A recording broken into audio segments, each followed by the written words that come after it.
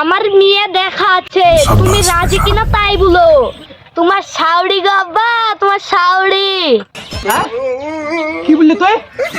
আরে তোর কিসের শাওড়ি? আব্বা আব্বা আমি বিয়ে করবো। হ্যাঁ? তুই বিয়ে করবি? হ্যাঁ আব্বা আমি বিয়ে করবো। তুই বিয়ে করবি তো ভালো কথা, মেয়ে দেখতে হবে যে।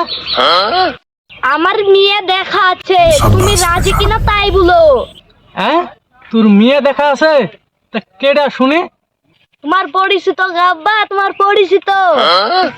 হ্যাঁ, আমার পরিচিত? কেডা বলতো?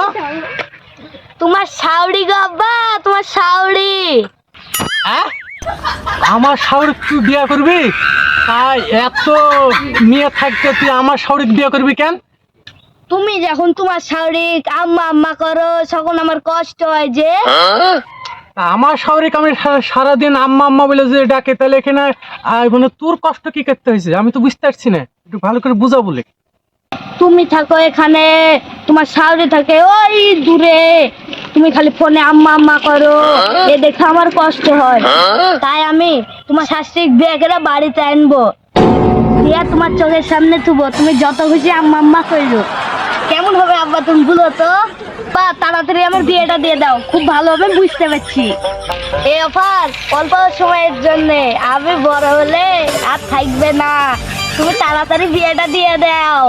হ্যাঁ, কি বললি তুই? আরে তোর কিসের শাওরিক? ছোট সাথে আব্বা তুমি কিন্তু বুঝলা না। বিয়া করাইছে তো আমি। আসে আয় খালি আসে। পরে কিন্তু